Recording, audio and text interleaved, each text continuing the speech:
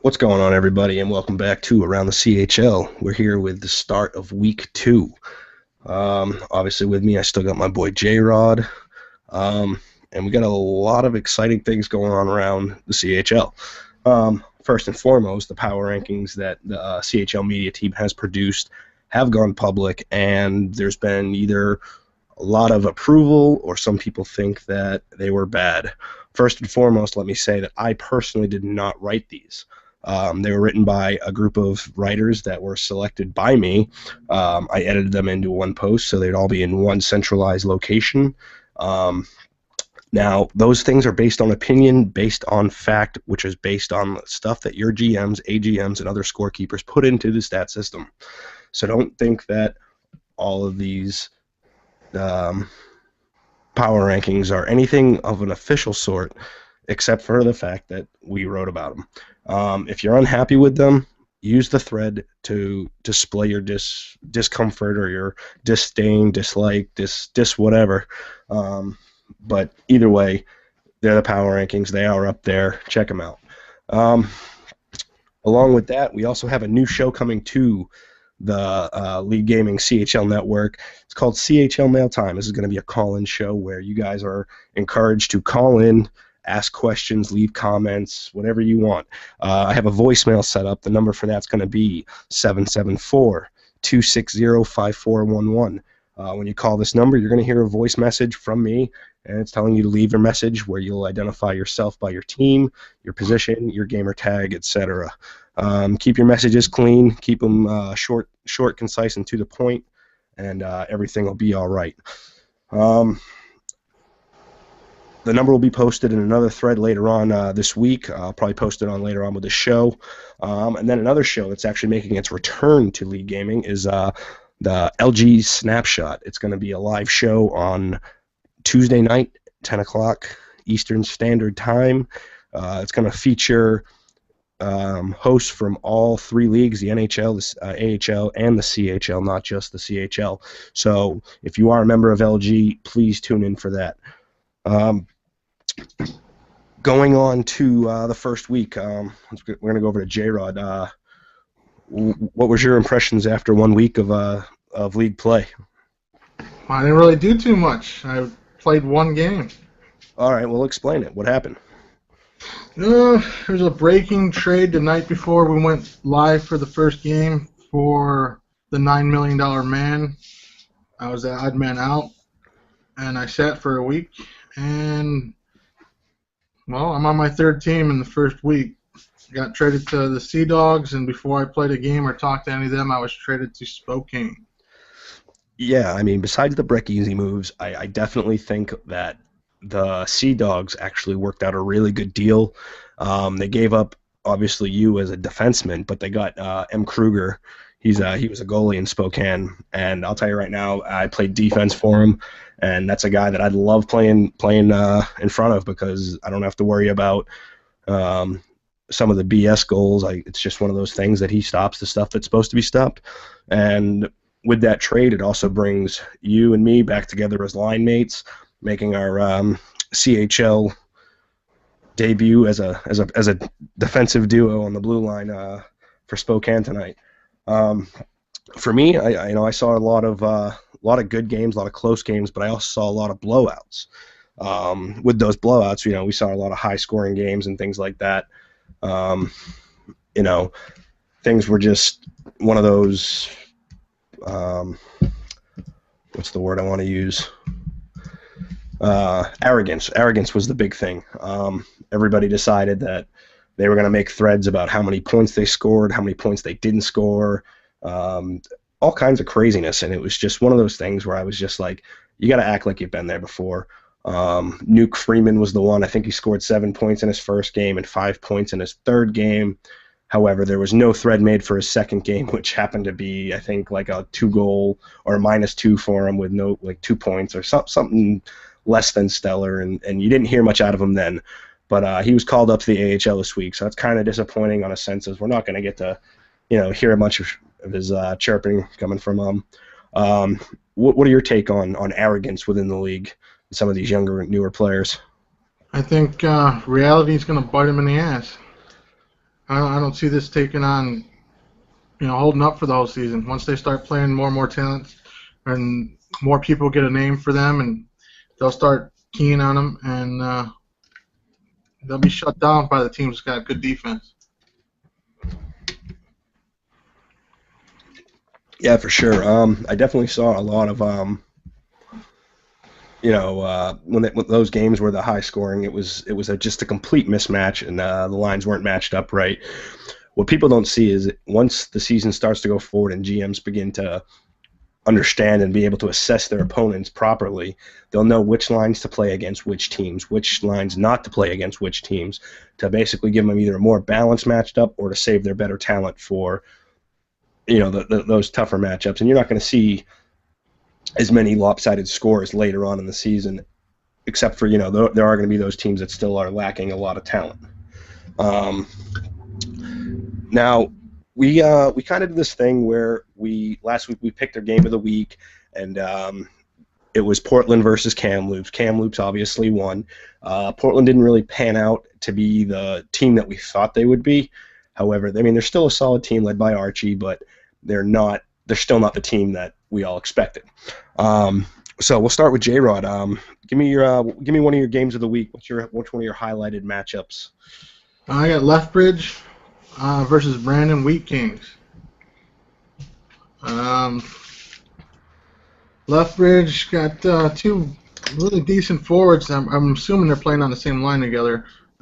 Vicious Tyrant and Dank the God. Yeah, I picked. Actually, what's funny is because we talked to each other. We decided that we're going to pick matchups, but we weren't going to discuss them with each other, just so the fact that kind of leave it to a surprise so we get an actual true reaction. But the funny thing is, you guys, I'd show you my notebook, but I don't want to reveal the rest of the show to you.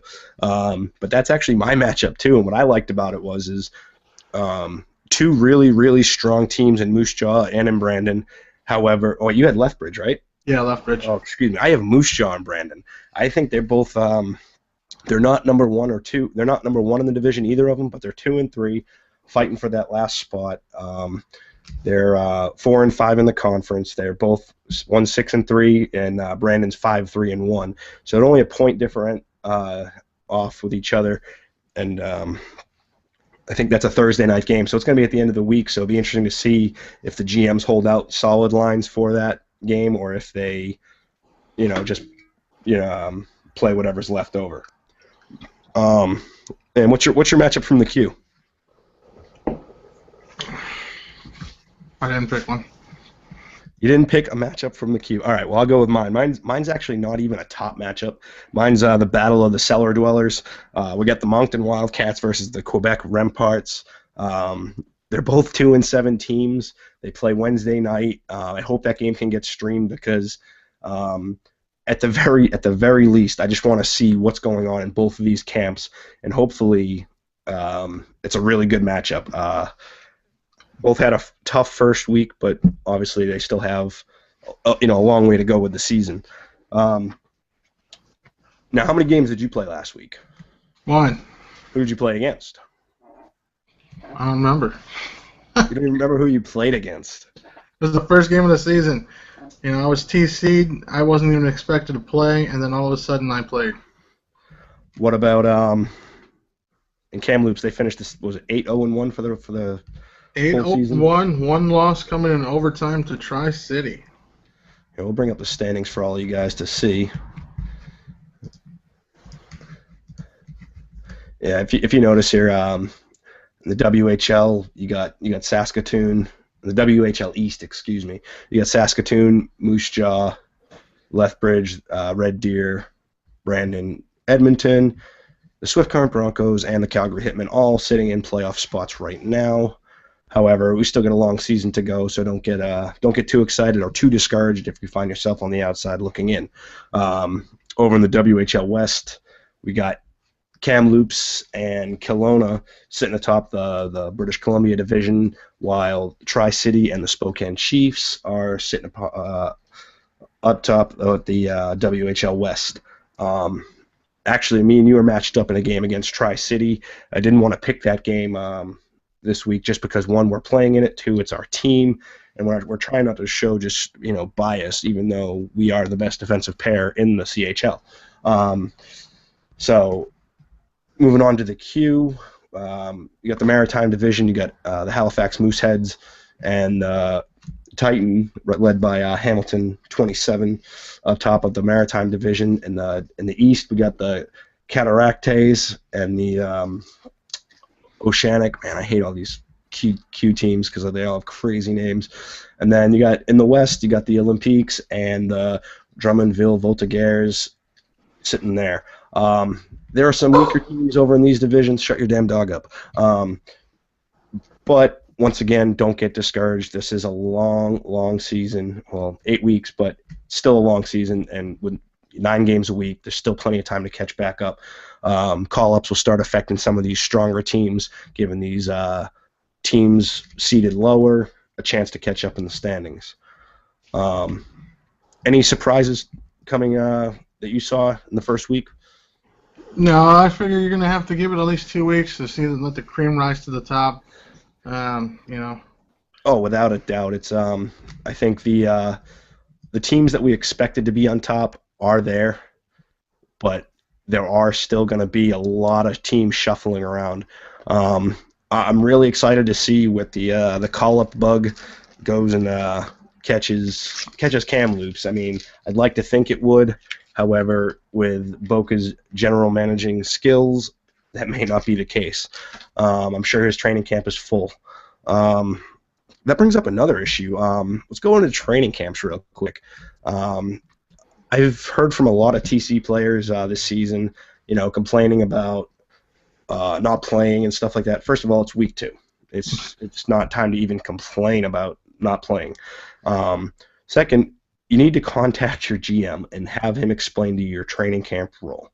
I was a GM last year, and I utilized my TC as much as possible, and that was strictly because my availability for my roster guys was just poor.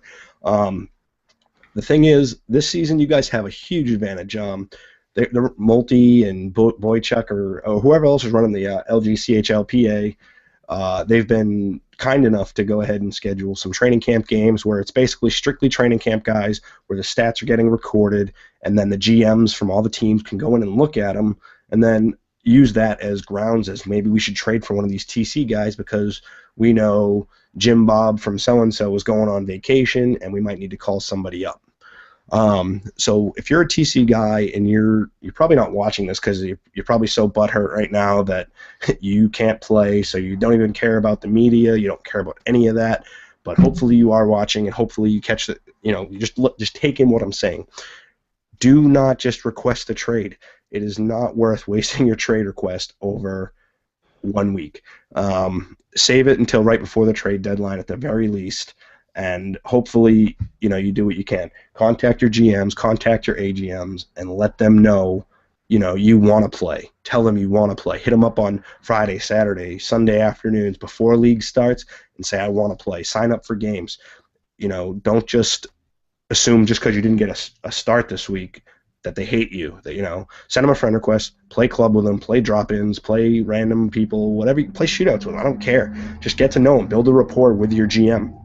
And that'll hopefully help establish your position on a roster, or if they have a guy go on vacation, it is summertime, which vacations are common, make sure them. Jrod, you were on TC last week. Any issues for you over there? No, I got to play in my one game. Yeah, but it was kind of excused, I guess, because you understand how the TC works, so that's not too big of a deal. Let's move into some players of the week. I know we discussed we're going to talk about some players.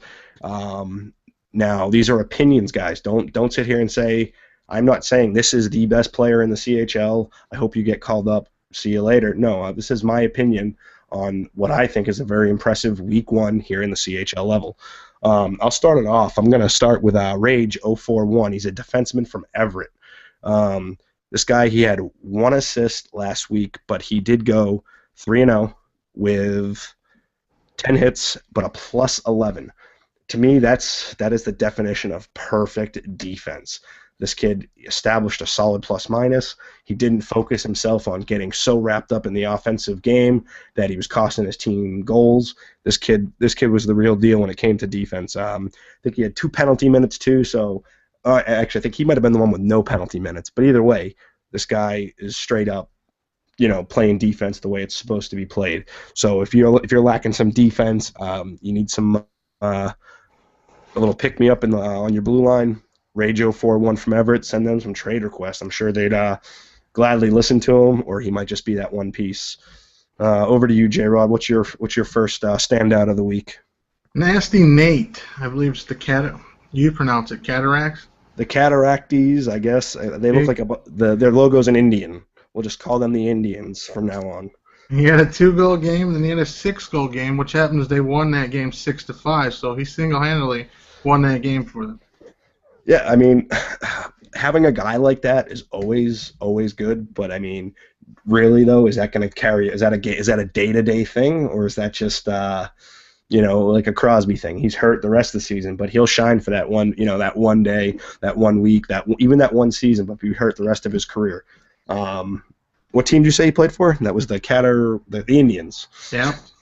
If you guys want to call in on the on CHL Mail Time, feel free. You guys can give us your own version of the pronunciations. I'd love to hear them because I don't think I've even met anybody that can pronounce them unless they live in that direct area of that team in real life. My second player is GalleyX27. He's the goalie for the Titans over in the Q. He went 5-1 this week with a 2.6 goals against and 85.4% save percentage.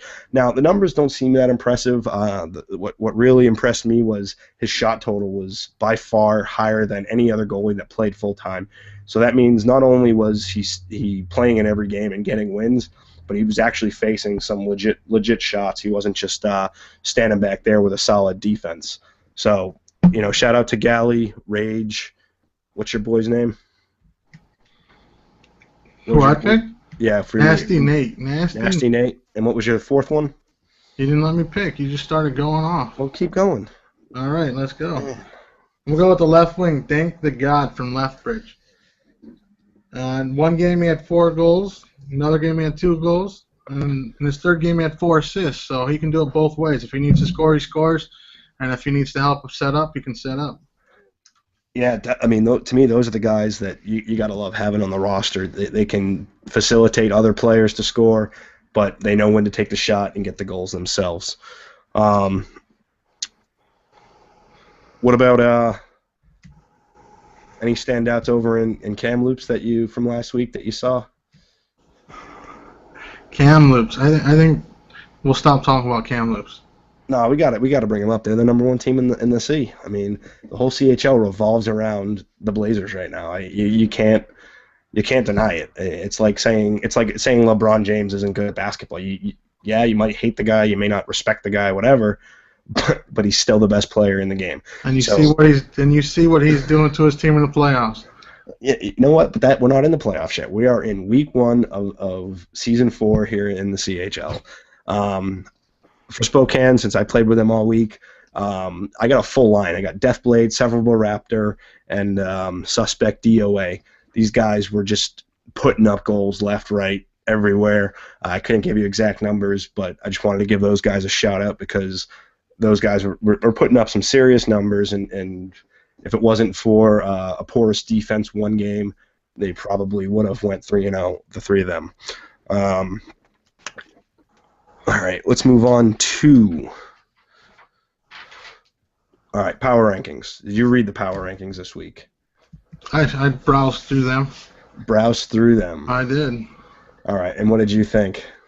I think they're pretty spot on. I know a lot of people are crying. It's going to happen. Yeah, definitely. They think their team's better than they are at the time, or maybe they are and they just didn't show it that week. They'll get over it. If they don't want to see their teams talking about poorly, then do better this week.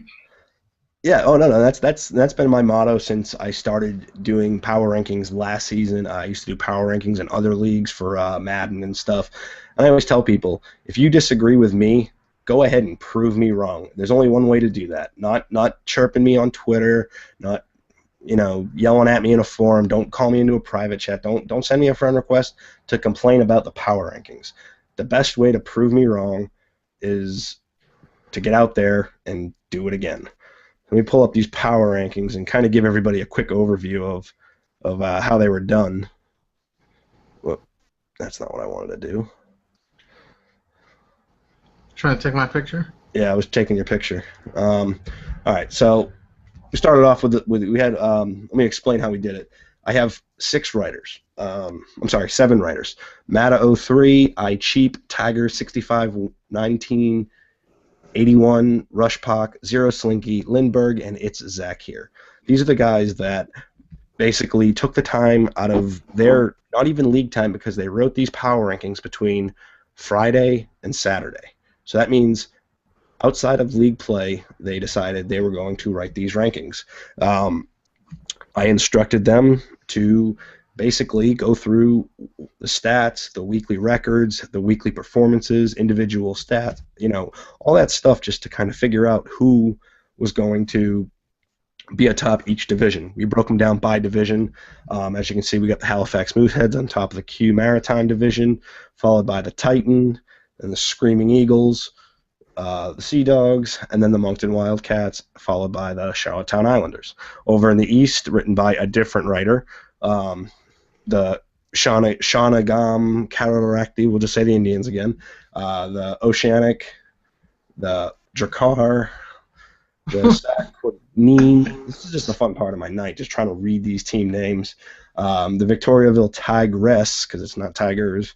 The Quebec Remparts, and then over in the Q West, we have the Olympiques topping them off, with the Voltigeurs right behind them, followed by the Huskies, the Sherbrooke Phoenix, and then the Armada. And I hate this team. What is it? Can you read that name, Jrod? The V's. Okay? The Vals. And then over in the WHL, this was a little bit. This is where it got kind of controversial for some people, because they don't agree with the grades, or they don't agree with what we said about the teams. But what you guys don't get is, I didn't hand out a grading rubric or a syllabus as to how to grade these teams. These were opinion-based, and you should compare yourself to teams within your division. Don't compare yourself to a team in the Q if you're in the W. Don't compare a team from the WHL West if you're in the WHL East. Compare them to teams that are around you in your division. That means they were written by the same person. These people volunteered their time to write up these rankings and basically give their thoughts on each team. So if you're in the same division, they were written by the same person. Don't go out there and try to figure out who wrote which one. Don't try to say that they were biased because nobody wrote for their own team. I can promise you that. It's something that these people took their own time out of their day to do for you guys, something for you guys to read, because everybody loves more content. Everybody wants to hear audio, see video, and read all the power rankings and all the other write-ups. It's something that is done in all the leagues, but everybody always has a problem with it. But as I said, the best way to really prove these wrong is to go out there on the ice and do something about it. So take a look at those. Make sure if you have a comment, and you want to say something about it, go ahead and comment on it. Don't just sit there and get all mad about it. There's something that can be done.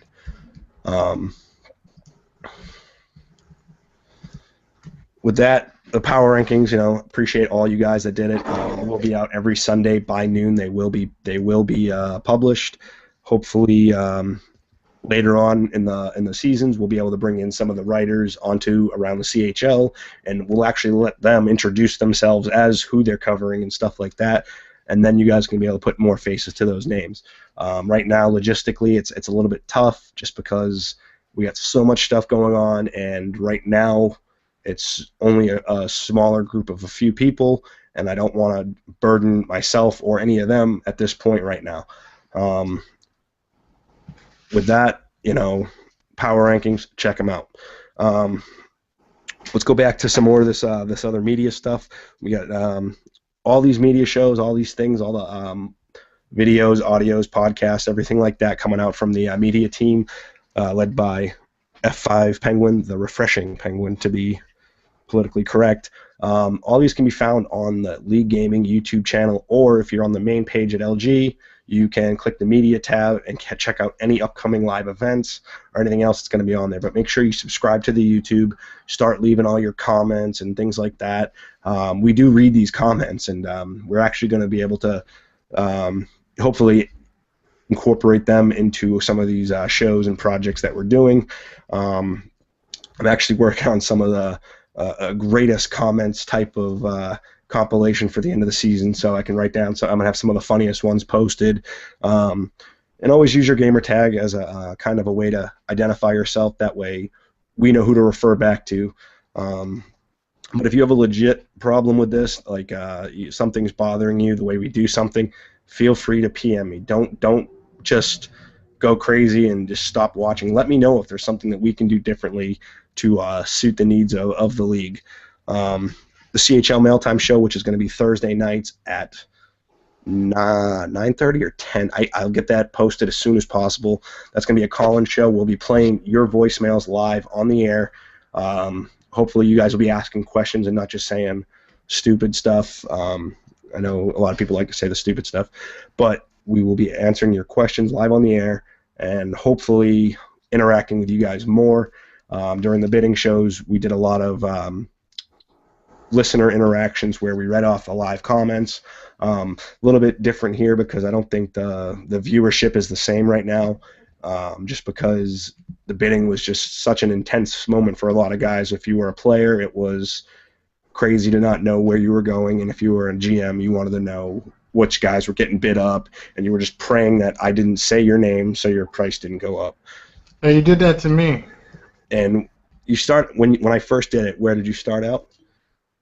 At 500,000. 500,000, and where did you end up? 4.25 mil. 4.25 mil, which, if I'm not mistaken, makes the Jrod Powdah P defensive pairing the most expensive pairing in CHL history. I'm not sure. I'll have to look into it and check with the league historians, if you will. You get what you pay for. Yeah, for real. I don't think anybody that has had you on their roster regrets it. I think people that got rid of you will regret that later in life. I don't know why the Sea Dogs were so excited to get rid of you, but that's a subject for another day. And with that being said, guys, that's around the CHL. We got a game tonight. Everybody else has got games tonight. 2 games tonight, and then ends up on Thursday. So don't forget, Tuesday night, 10 p.m. Eastern, we got the LG Snapshot. It's a return show for some of you VHLers. You guys remember it. It's coming back. It's going to be a good one. And for everybody else that doesn't have time to watch that one, which is bad excuse, don't forget CHL Mail Time. I will post the call-in number in a thread tomorrow. And it's been real. Jrod, any final thoughts before you go? No, here we come. Now that I'm on a team, going to be playing regularly, I'm ready to take over the league. Let's do this. All right. Appreciate it, Jrod. I appreciate everybody for watching, listening. I know there's 16 viewers on right now. It's been real. If you're on my team, I'll see you in a chat in a few minutes. And for everybody else, I'll see you next week on Around the CHL.